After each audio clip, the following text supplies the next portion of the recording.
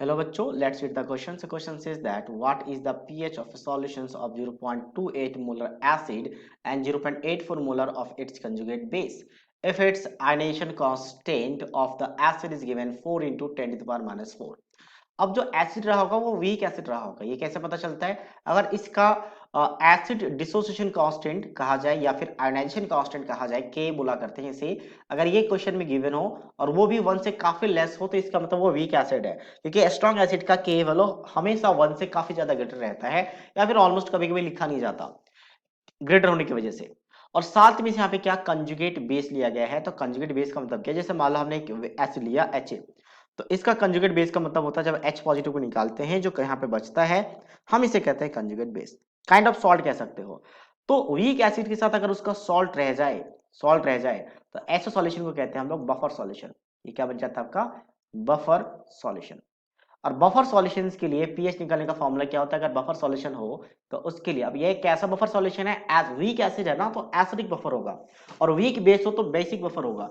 तो पीएच निकालने का फॉर्मूला होता है pKa plus of log of concentration of salt divided by concentration of the acid.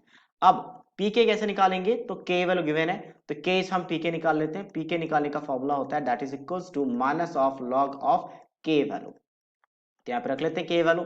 तो के वैल्यू कितना आपके पास? 4 into 10 to the power minus 4 है। लॉग की प्रॉपर्टी लगाएंगे तो हो जाएगा minus of log of 4 minus of log of 10 to the power minus 4। तो लॉग 4 का वैल्यू कितना होता है? तो लॉग 4 का वैल्यू होता है यहाँ पे माइनस 0.6। हालांकि लॉग 4 का 0.6 नेगेटिव ऑलरेडी है, ये माइनस 4 बाहर आ जाएगा तो प्लस 4 बन जाएगा, और लॉग 10 का वैल्यू कितना आ गया? 1 आ गया। तो ये बन जाएगा 3.4। ठीक है, 3.4 रख देते हैं यहाँ पे। तो ये कैलकुलेशन थोड़ा सा अलग हो गया, यहाँ पे 3.4 पीएच के लिए प्लस लॉग ऑफ। अब सॉल्ट का कंसंट्रेशन कितना है यहाँ पे? कंजुगेट बेस यानी कि सॉल्ट, जो कि 0.84 है, और इसका कंसंट्रेशन कितना आपके पास? 0.28 है। ठीक है, तो आई गेस ये कितने टाइम्स कटेगा अगर हम देखा जाए? आई गेस 3 टाइम्स कट जाएगा। हाँ, एग्जैक्टली 3 टाइम्स कट रहा है, exactly 3 times.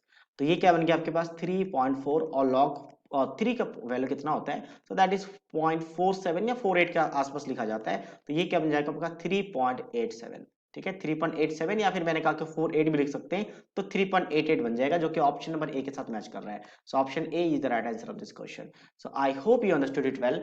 All the best.